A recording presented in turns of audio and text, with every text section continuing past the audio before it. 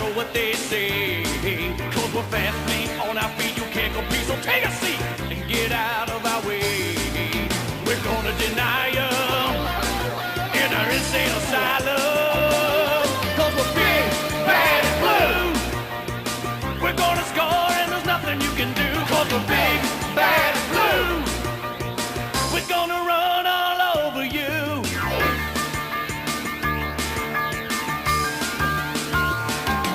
Cause we're big, bad, and blue.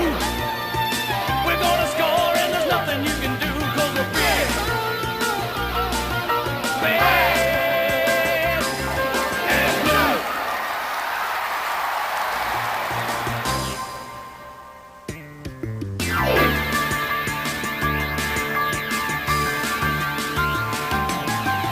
Big, bad, and blue.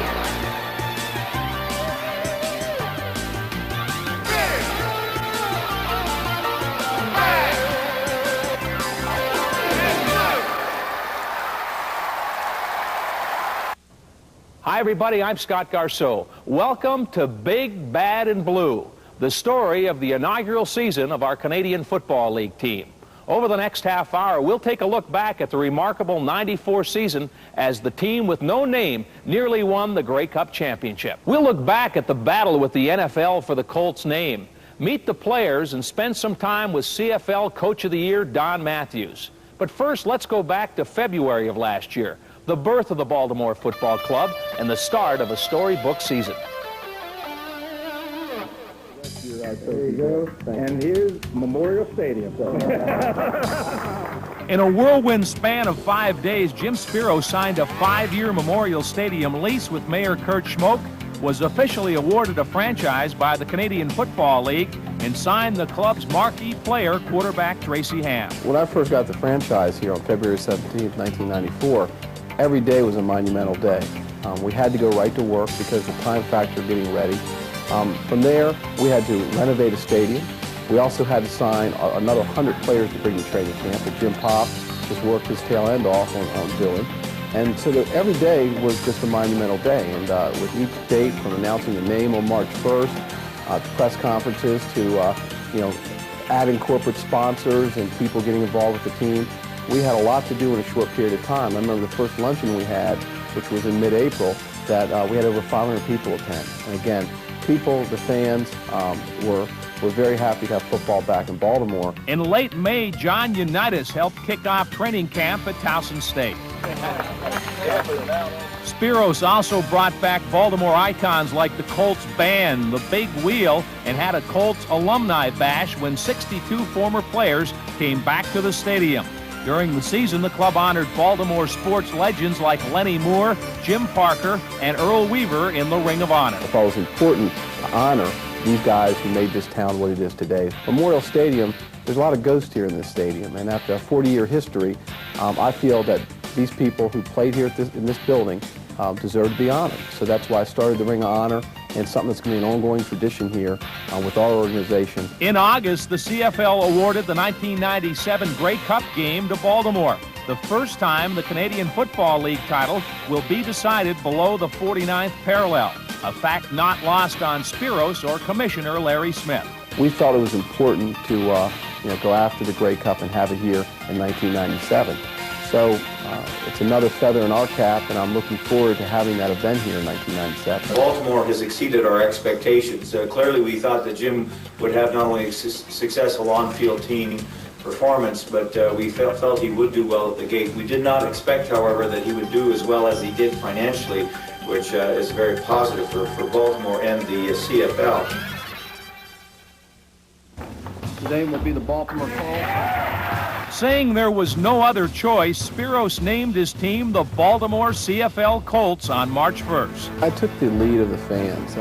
I believe that the only name for this football team should have been the Colts, because I think the name was established here in Maryland. It's something that there's a long history and tradition. So that's why I fought so hard for the name.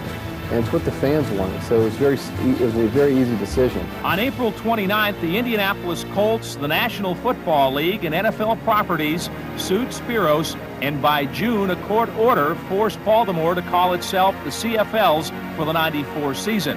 After 3 court dates, legal fees in excess of $500,000, and a ton of national coverage, Spiros renamed his team.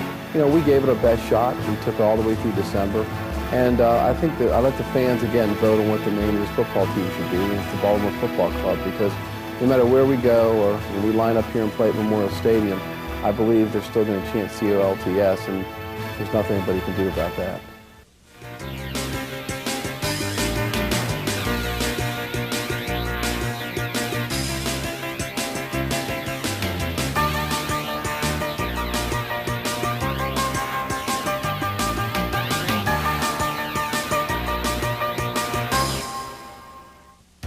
Welcome back to Big, Bad, and Blue. I'm Scott Garceau.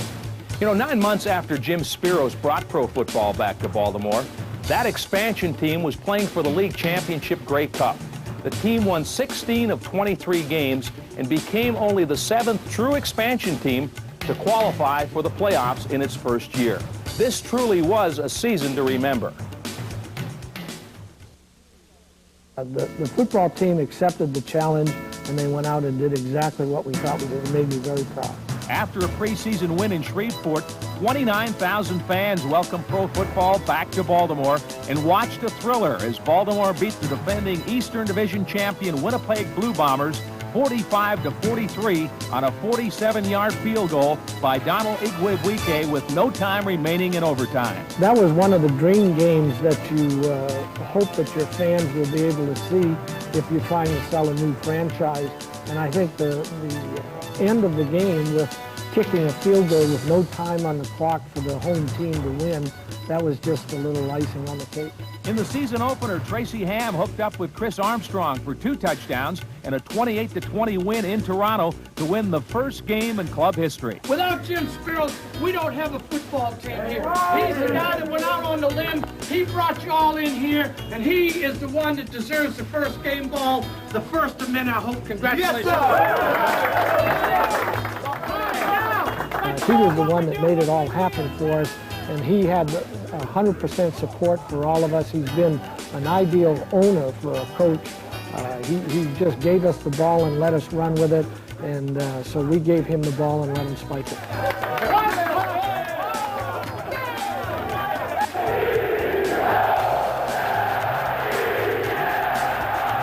In the home opener, nearly 40,000 enthusiastic fans packed Memorial Stadium. But Doug Flutie and the Calgary Stampeders broke open a close game in the fourth quarter to win 42-16.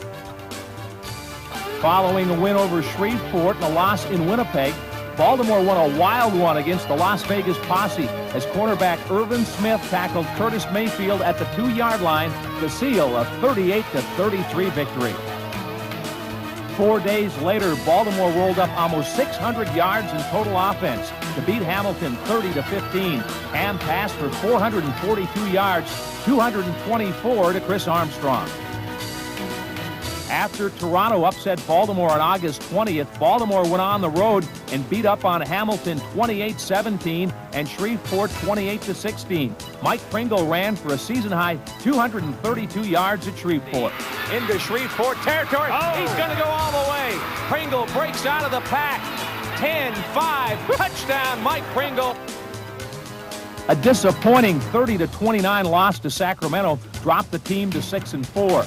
Baltimore bounced back with 4 straight wins, 35-18 in Saskatchewan, 42-27 in Ottawa, a playoff-clinching 40-13 win over the Eastern Riders a week later, and a 22-16 win over Vegas. After a loss in Edmonton, Baltimore flexed its muscle by dominating the BC Lions 48-31 as Pringle bulldozed his way to 216 yards and Ham threw for 4 scores, setting up a showdown with Winnipeg to decide who is the beast of the East. Baltimore bombed the Blue Bombers 57-10 to take control of the Eastern Division. Pringle powered for 209 yards to break the CFL record for yards in a season and yards from scrimmage. But a soggy 18-0 loss in Sacramento cost Baltimore the Eastern title. Still, Don Matthews' squad finished 12-6 in their rookie campaign, the best ever by a pro football expansion team. I knew that we had the personnel to get the job done. I knew we had the coaching staff to get the job done. But whether or not we would gel and blend into a championship caliber team, I wasn't sure. But as time progressed and as the year went along, I think we got better and better. And near the end of the season, I think that we were the best team in the CFL.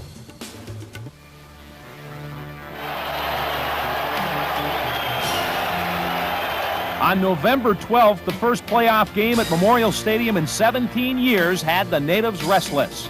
Robert Drummond, filling in for an injured Mike Pringle, rushed for 111 yards and 2 touchdowns as Baltimore beat Toronto 34-15 to earn a trip to friendly Manitoba for the Eastern Final. But Winnipeg was anything but friendly that windy November weekend. Fans and the media got very hostile when we entered Manitoba for that playoffs, and I'd never experienced anything like it. It was probably a little bit overboard from their point of view, but that also made it even more special to go to Winnipeg and beat them for the berth in the Grey Cup. Matthews' team advanced to the Grey Cup behind a defense that allowed only 171 yards and produced the game's only touchdown. And the foot of Iggy, who booted a 54-yard field goal with 3:20 to play to win the Eastern Division title 14-12. We didn't have many friends there in Winnipeg, and it feels like it was David and Goliath. And for us to get out of there with a win in Winnipeg on the road, 14-12, to take us to the Grey Cup, that had to be our greatest thrill of the season.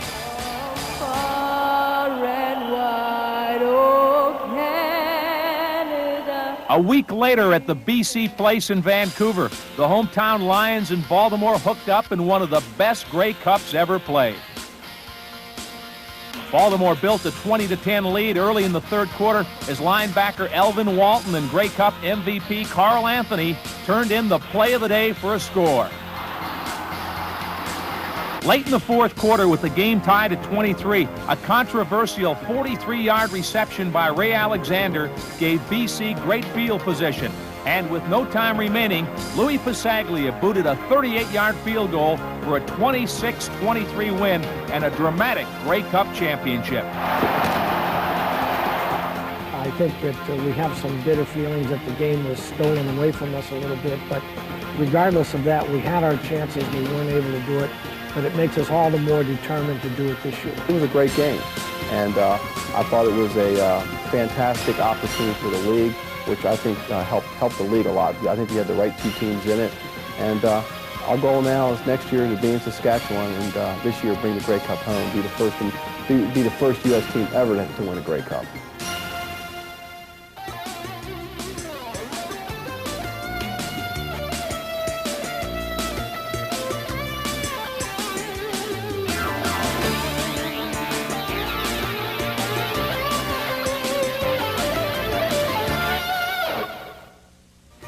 When Jim Spiros brought pro football back to Baltimore, no one expected his team to do so much so soon.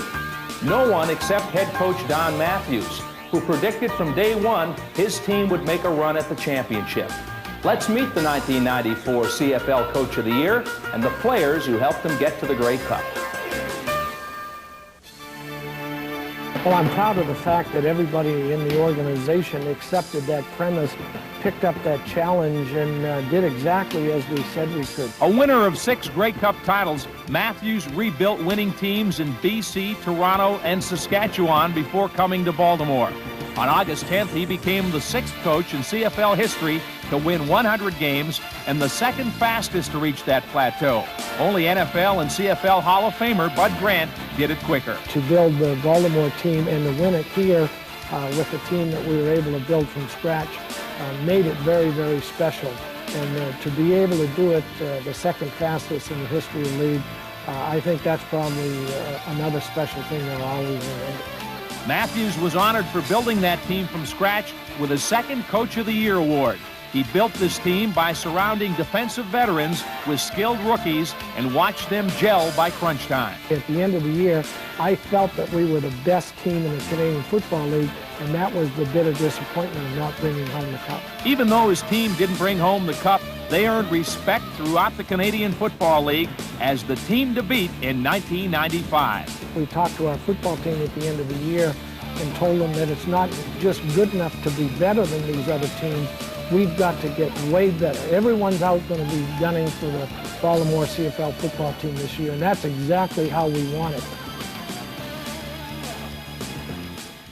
Mike Pringle's running of the ball, I don't think we need to say a lot about that because, you know, everyone that watched our football team watched the toughness and the quickness and the determination that he put forth every time he carried the ball or caught the ball out of the backfield or returned a kickoff. I mean, Mike Pringle is a super running back. The most remarkable story in the remarkable year was running back Mike Pringle, a throw-in a trade with Sacramento before training camp. He set league records for rushing with 1,972 yards and yards from scrimmage, totaling 2,414. Mike also led the league with 3,228 all-purpose yards, scored 16 touchdowns, and was third in kickoff return yards. The team went 8-0 when he rushed for over 100 yards. For all that, he was named the most outstanding player in the East. He became an inspiration to me. The drive that he has, the intensity that he has, is something that you want every football player to have. And I think that he's just an incredible athlete. I've definitely got a lot more respect for him now and realize what a great back that he really is. Quarterback Tracy Ham finished second in the CFL, throwing for 4,348 yards with 30 touchdowns and a league-low 13 interceptions. His favorite target was slot back Chris Armstrong, who caught 72 passes for 1,586 yards and 18 touchdowns. Chris Armstrong and Tracy Ham should be joined at the hip because they each make each other a better football player. Other offensive weapons included fullback Peter Tuipulotu, who had 53 receptions, and wide receiver Walter Wilson, who had 50 catches for 900 yards. Offensive tackle Shar Pordanish led a massive offensive line that was the CFL's finest in '94, as Baltimore led the league in rushing and gave up just 27 sacks. Shar was voted most outstanding offensive lineman in the league as a rookie. Fellow rookie Matt Goodwin won Rookie of the Year honors in '94, leading the league with 4 block kicks, returning 3 for touchdowns, and led the club with 72 combined tackles. He was one of those guys that just kept making plays, and we kept trying to find things for him to do to make more plays. His special teams work, because of his size and speed, were just phenomenal. All of the block punts and the returns for touchdowns.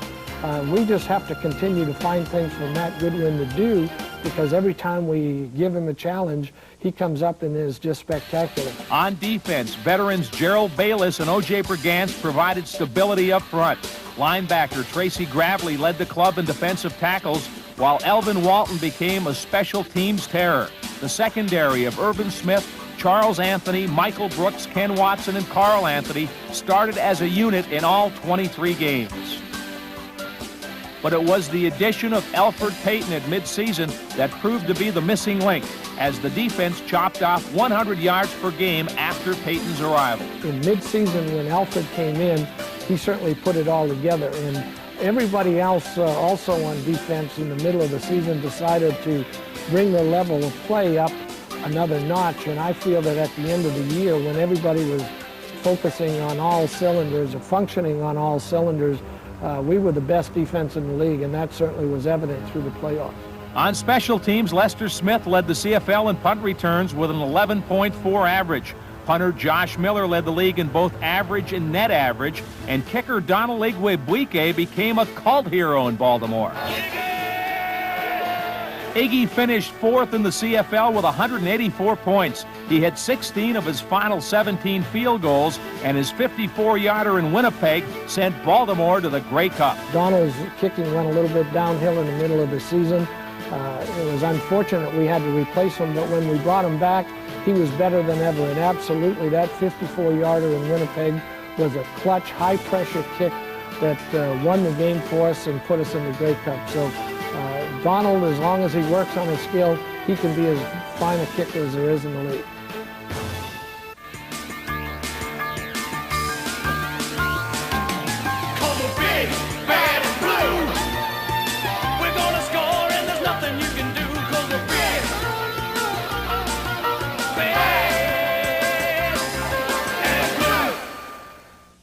Welcome back to Memorial Stadium. You know, this place has been called the world's largest outdoor insane asylum, and for good reason. Jim Spiros reached out to you fans, and you responded, leading the Canadian Football League in attendance and providing 7 of the top 10 crowds in the league. Baltimore's rich football tradition helped build the NFL. Now you fans have helped put the CFL on the map in the States. And without our fans, this whole story would have been, I think, a big blank, because it was the fans that really made our season what it was. Over 400,000 fans flocked to Memorial Stadium as Baltimore easily led the CFL in attendance. Some of the same fanatics who cheered United's Matty Moore and Burt Jones are now going CFL crazy for Baltimore's new team. One of the things that the players talk about on the way in after the first game and after every game was, did you hear the fans? You could hear them supporting you. They're very rowdy in the stands, they're very knowledgeable, and they're very demanding. They expect us to win, and so that really is a great feeling. When we came back from the Grey Cup in the wee hours of the morning, all the fans are out there, you know, to support us, and that was just a great encouragement for us to know that regardless of whether we won or lost, that we were going to have the fans in our corner. I don't even know if they realized what they did for this league. The fans, because of the support this past year, they were able to attract 2 other expansion teams, Memphis and Birmingham, with 2 first-class owners, Fred Smith, who owns Federal Express, with over 100,000 employees, Art Williams, who in 1991 owned the largest insurance company in the United States, bought the Birmingham team. Now Art has hired Jack Pardee, Fred has hired Pepper Rogers. So we have 2 class organizations coming into our league. Hey, we hope you've enjoyed taking a look back with us at the Baltimore Football Club's exciting inaugural season. New friends and memories were made here at Memorial Stadium, and 1995 promises to feature a lot more. Before we leave, the man who gave Baltimore the CFL ball, team owner and president Jim Spiros. Well, it was certainly a special season for our football organization, and you know, I'd first like to thank the fans, because without the support they had this year, this success story would have never been written. And I just thank the fans and the support, our corporate sponsors, our band members, our cheerleaders, and especially our players and coaches, because they're the people who line up every day at practice and you know, put the whole puzzle together to make it work for our organization. And then our tireless workers in the front office, the guys who selling the tickets and putting the banners up and working behind the scenes. We got a great football organization, and we're in a great football town. So I'm just tickled to death to be here, and I look for 95 to be just a great year for our football organization. And we're building a great foundation, not only for Baltimore, but for this league in the United States. So again, special thanks to the fans, because you're the people who brought football back to Baltimore.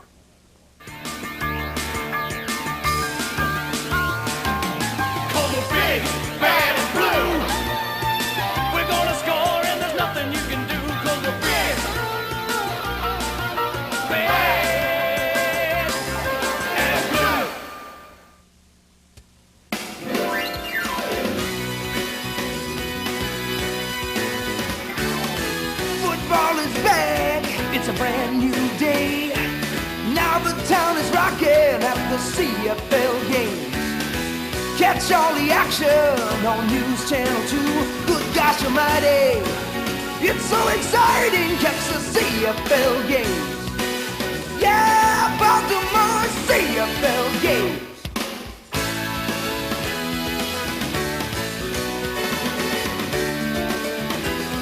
It's got more power than a lightning bolt. Come on, everybody, feel it in your soul. Football is back. Can you feel the heat? The tradition lives on. You got a front row seat. You're all invited. It's so exciting. Catch the CFL game. Hey, on News Channel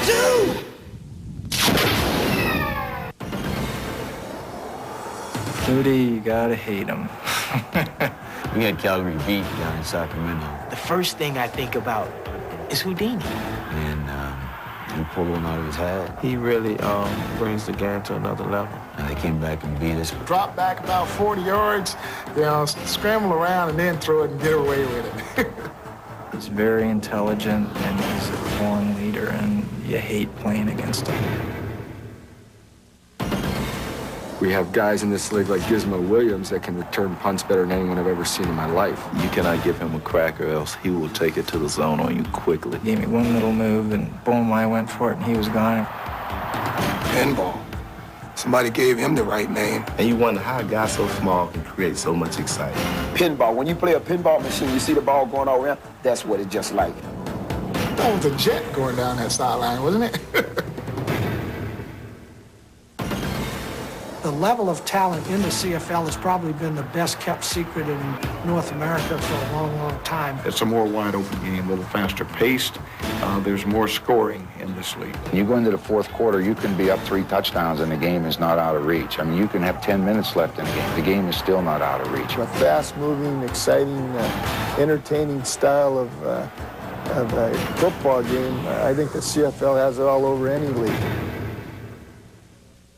Your 10 Baltimore area Pontiac dealers were proud to be the official vehicle of the 1994 Eastern Division CFL champions and share in all the excitement that led up to Baltimore's unbelievable first-year challenge for the prestigious Grey Cup. We were there to greet some of Baltimore's former stars, and as you'll see for 1995, Pontiac is fielding their own team of superstars, like the Red-Hot Firebird, sporty Grand Am, sleek Grand Prix, luxurious Bonneville, ultra-functional Transport, and the all-new 1995 Sunfire, arriving this spring at any of these fine Baltimore area Pontiac dealers. And we hope to see all of you at Memorial Stadium for every game this season as our professional football franchise once again challenges to bring the Grey Cup home to Baltimore.